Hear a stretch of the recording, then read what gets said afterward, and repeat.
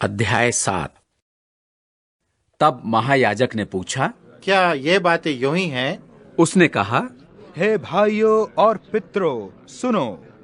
हमारा पिता इब्राहिम हारान में बसने से पहले जब मेसोपोटामिया में था, तो तेजोमय परमेश्वर ने उसे दर्शन दिया और उससे कहा कि तू अपने देश और अपने कुटुंब से निकलकर उस देश में चला जा जिसे मैं तुझे दिखाऊंगा।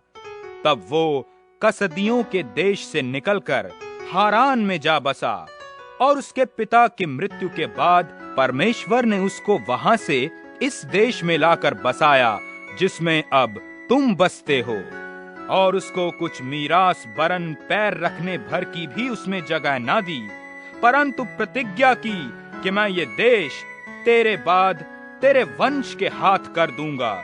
यद्यपि उस समय उसके कोई पुत्र भी न था, और परमेश्वर ने यूं कहा कि तेरी संतान के लोग पराए देश में परदेशी होंगे और वे उन्हें दास बनाएंगे और 400 वर्ष तक दुख देंगे।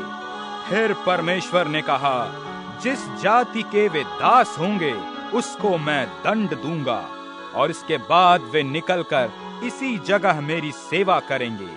और उसने उससे खतने की वाचा बांधी, और इसी दशा में इसहाक उससे उत्पन्न हुआ, और 8वें दिन उसका खतना किया गया।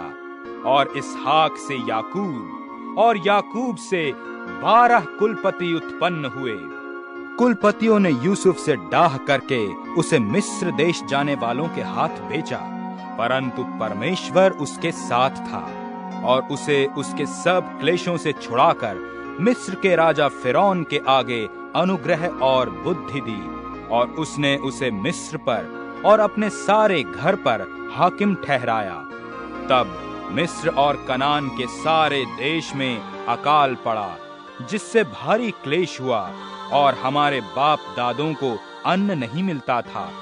परंतु याकूब ने ये सुनकर कि मिस्र में अनाज है, हमारे बाप दादों को पहली बार भेजा, और दूसरी बार यूसुफ अपने भाइयों पर प्रकट हो गया, और यूसुफ की जाति फिरौन को मालूम हो गई।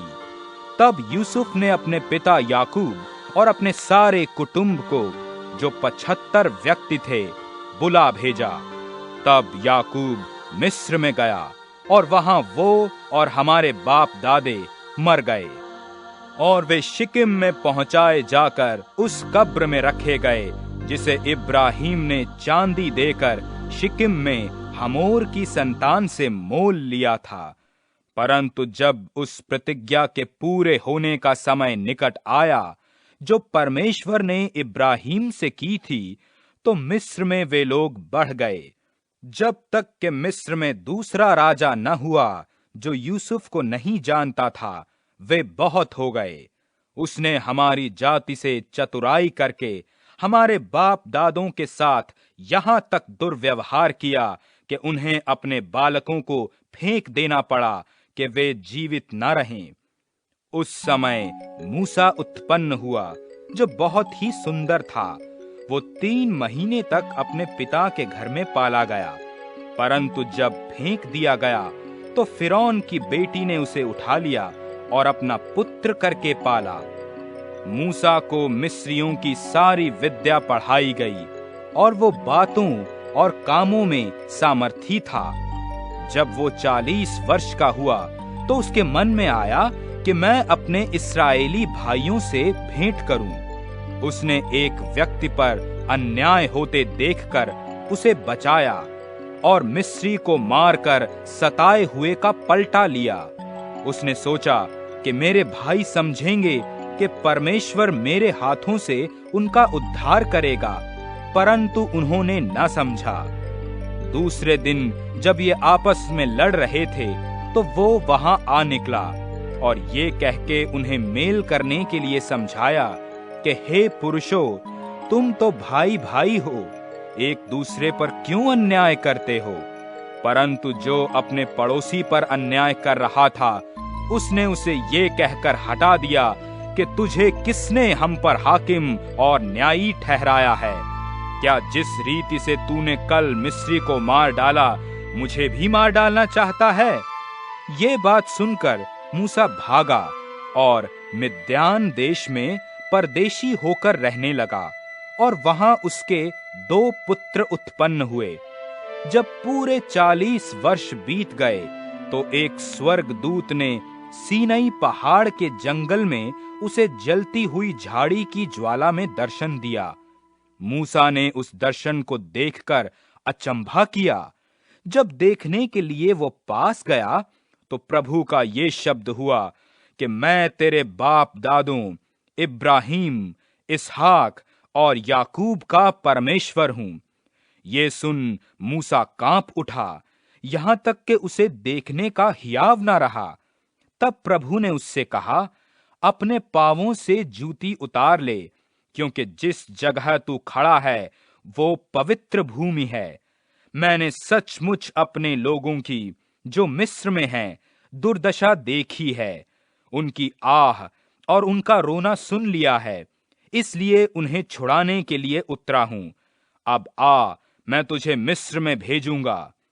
जिस मूसा को उन्होंने ये कहकर नकारा था कि तुझे किसने हम पर हाकिम और न्यायी ठहराया है, उसी को परमेश्वर ने हाकिम और छुड़ाने वाला ठहराकर उस स्वर्गदूत के द्वारा जिसने उसे झाड़ी में दर्शन दिया था भेजा।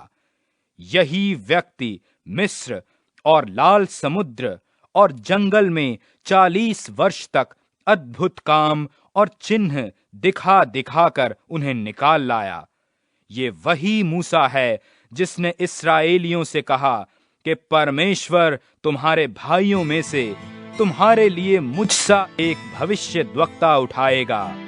ये वही है जिसने जंगल में कलीसिया के बीच उस स्वर्गदूत के साथ सीनै पहाड़ पर उससे बातें की और हमारे बाप दादों के साथ था।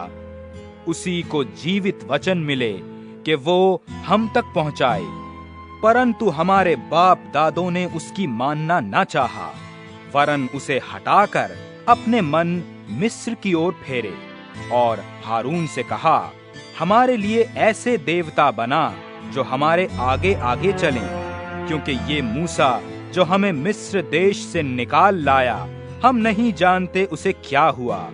उन दिनों में उन्होंने एक बछड़ा बनाकर उसकी मूरत के आगे बलि चढ़ाया और अपने हाथों के कामों में मग्न होने लगे।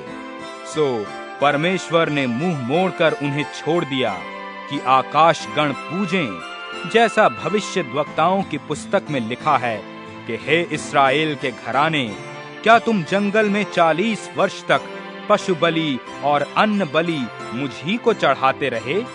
और तुम मोलेक के तंबू और रिफान देवता के तारे को लिए फिरते थे, अर्थात उन आकारों को जिन्हें तुमने दंडवत करने के लिए बनाया था। मैं तुम्हें बाबुल के परे ले जाकर बसाऊंगा। साक्षी का तंबू जंगल में हमारे बाप दादों के बीच में था, जैसा उसने ठहराया, जिसने मूसा से कहा कि जो आकर तूने देखा है उसके अनुसार इसे बना। उसी तंबू को हमारे बाप दादे पूर्व काल से पाकर यहोशू के साथ यहां ले आए, जिस समय के उन्होंने उन अन्य जातियों का अधिकार पाया जिन्हें परमेश्वर ने हमारे बाप दादों के सामने से निकाल दिया, और वो दाऊद के समय तक रहा। उस पर परमेश्वर ने अनुग्रह किया, सो उसने विनती की कि मैं याकूब के परमेश्वर के लिए निवास स्थान ठहराऊं। परंतु सुलेमान ने उसके लिए घर बनाया, परंतु परम प्रधान हाथ के बनाए घरों में नहीं रहता, जैसा कि भविष्यद्वक्ता ने कहा कि प्रभु कहता है, स्वर्ग मेरा सिंहासन और पृथ्वी मेरे पांवों तले की पीढ़ी है। मेरे लिए तुम किस प्रकार का घर बनाओगे? मेरे विश्राम का कौन सा स्थान होगा? क्या ये सब वस्तुएं मेरे हाथ की बनाई नहीं?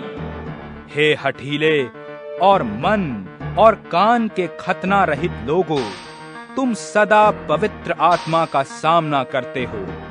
जैसा तुम्हारे बाप दादे करते थे, वैसे ही तुम भी करते हो। भविष्यद्वक्ताओं में से किसको तुम्हारे बाप दादों ने नहीं सताया?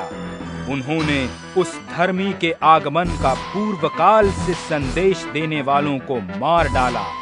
अब तुम भी उसके पकड़वाने वाले और मार डालने वाले हुए। तुमने स्वर्ग दूतों के द्वारा ठहराई हुई व्यवस्था तो पाई, परंतु उसका पालन नहीं किया।